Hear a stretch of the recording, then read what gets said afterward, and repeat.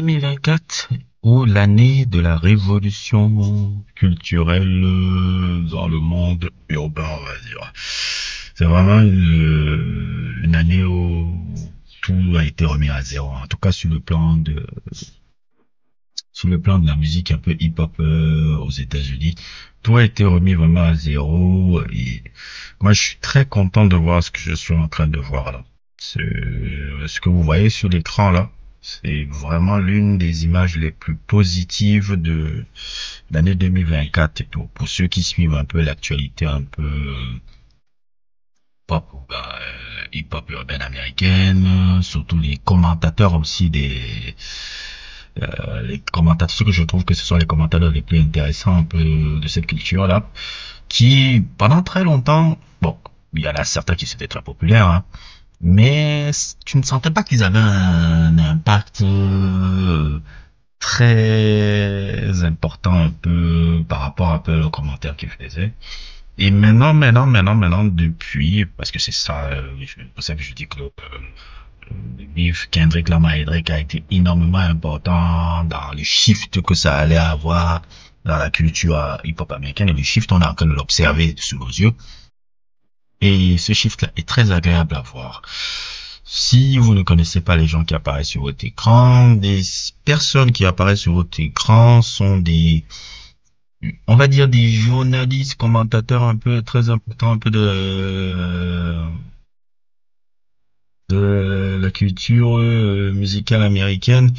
Je voulais parler des mecs comme Anthony Fantano, dont on ne présente plus avec sa fabuleuse chaîne de Little Drop, qui existe depuis déjà, on va dire, 17 ans, 18 ans, qu'il avait commencé à l'âge de 21 ans au milieu des années 2000, avec ses fabuleuses chroniques critiques. Il est un peu le OG des critiques un peu musicales, et je dois avouer que ma culture musicale s'est très développée en regardant sa page. J'ai commencé à regarder sa page à quelle année?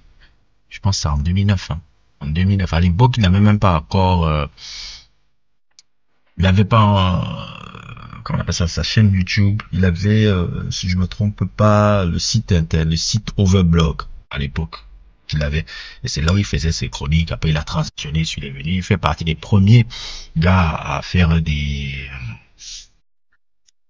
vidéos review et tout. C'est un peu le OG, le truc, les succès qu'il a eu. Curtis King que j'ai découvert plus cette année, qui est un peu quelqu'un qui est un producteur un peu de musique et qui explique souvent le business un peu de la musique un peu tout ce qui est merchandising, tout ce qui est droit d'auteur, tous ces trucs là, et c'est très très accurate un peu par rapport à ça. Jeremy Head que j'écoute un peu moins, j'ai pas eu le temps encore d'écouter beaucoup des choses qui se fait. Rob Markman aussi, c'est quelqu'un que j'écoute un peu moins, mais que je découvre justement quand ils se réunissent beaucoup plus dans le Culture United. The Company Man, plus connu sous Justin Hunt, plus connu sous le nom de Company Man, qui travaillait déjà dans, je sais pas si c'était Hip Hop DX. Me rappelle que moi, à l'époque, je le voyais dans Hip Hop DX et ses commentaires là, et depuis, cette année, il a développé un peu, il avait sa propre chaîne YouTube où il fait des analyses super intéressantes. Et je vais citer encore FD Signifier, et je vais encore citer Professor Sky, et je vais citer énormément de créateurs de contenu qui sont là-bas, qui sont vraiment en train d'avoir une voix. Et aussi, ça c'est très beau aussi, ça il faut que je leur rappelle aussi, sorte de nouvelle carrière un peu de Touré.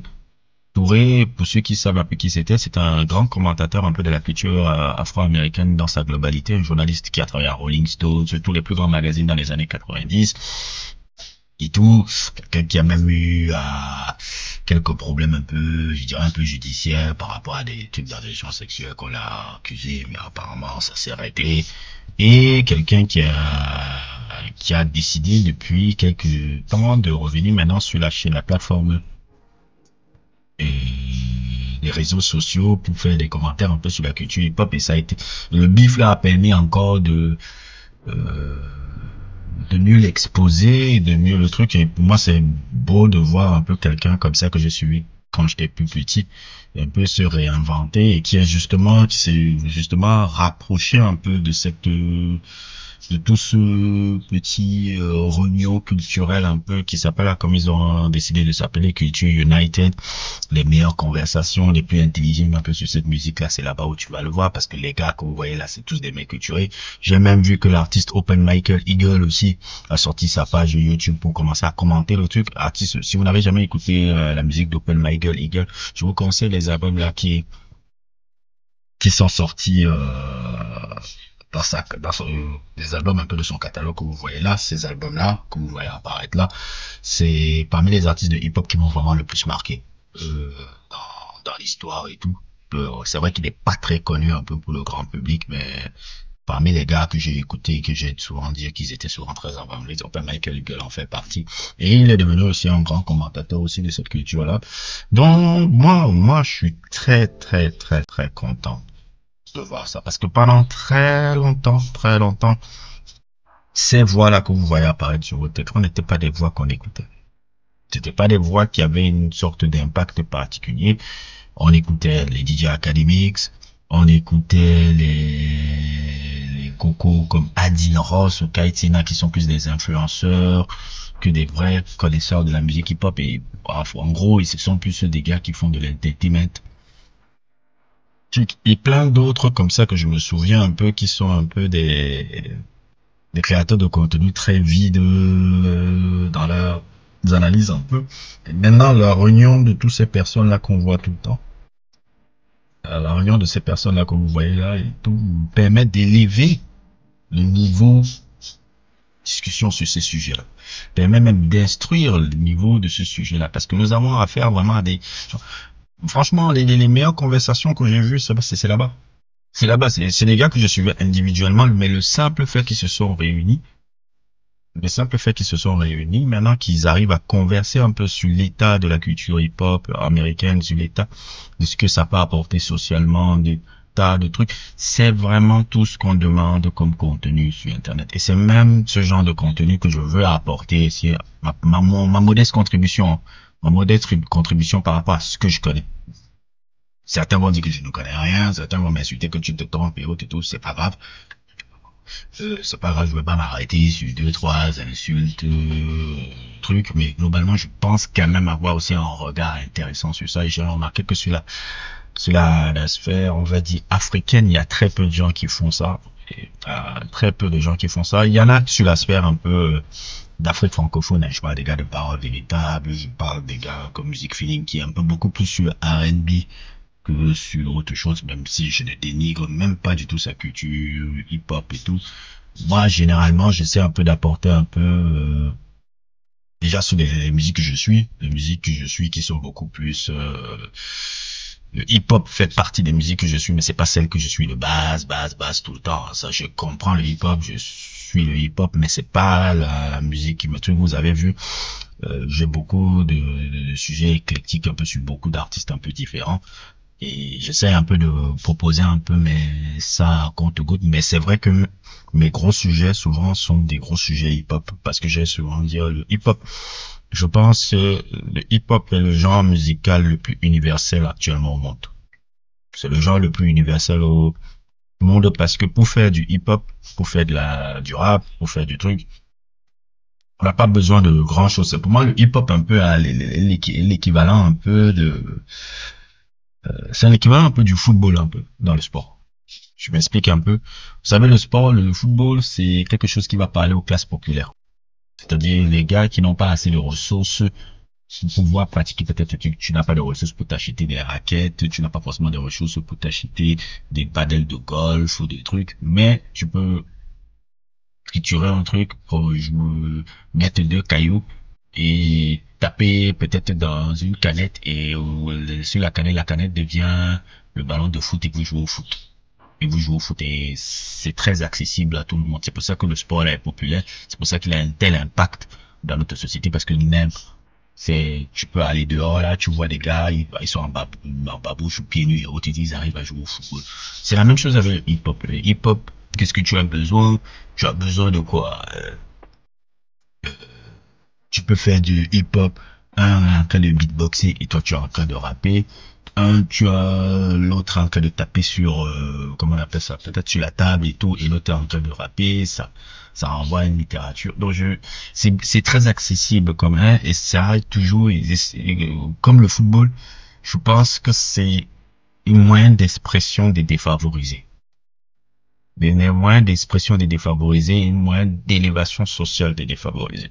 Comme le hip-hop aussi, le hip-hop a réussi partout dans le monde, non pas seulement aux États-Unis, partout dans le monde, même quand tu vois en France, même quand tu vois dans les autres pays et tout, elle a permis aux non-voix d'avoir une voix et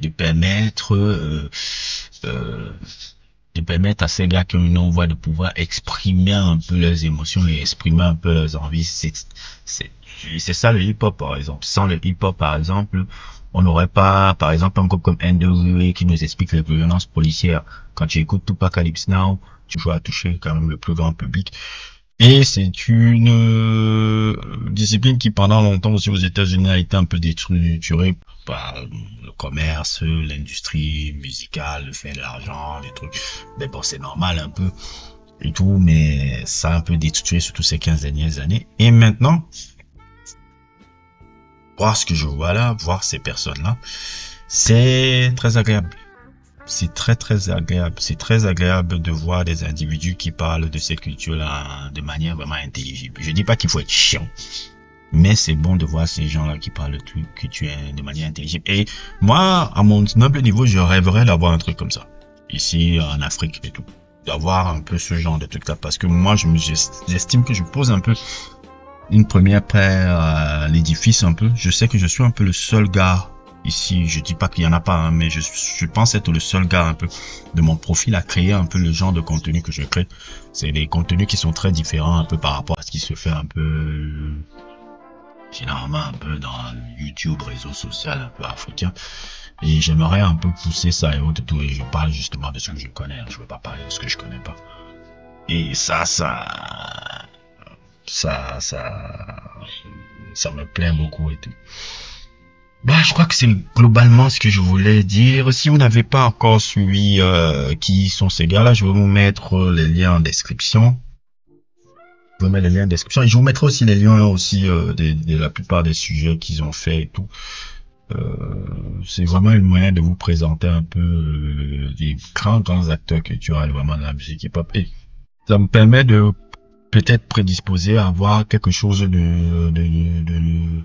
de beau un peu en 2025. C'est-à-dire que peut-être de là, on aura peut-être beaucoup de choses positives un peu sur la musique hip-hop parce que je pense que vraiment cette année-là, ça a été vraiment une belle année de transition. Je trouve que c'était une très belle année de transition sur l'histoire de cette musique-là. Et ça se ressent maintenant même sur l'impact de ces commentateurs-là. Bref, n'hésitez pas à liker, n'hésitez pas à vous abonner et à plus pour d'autres aventures.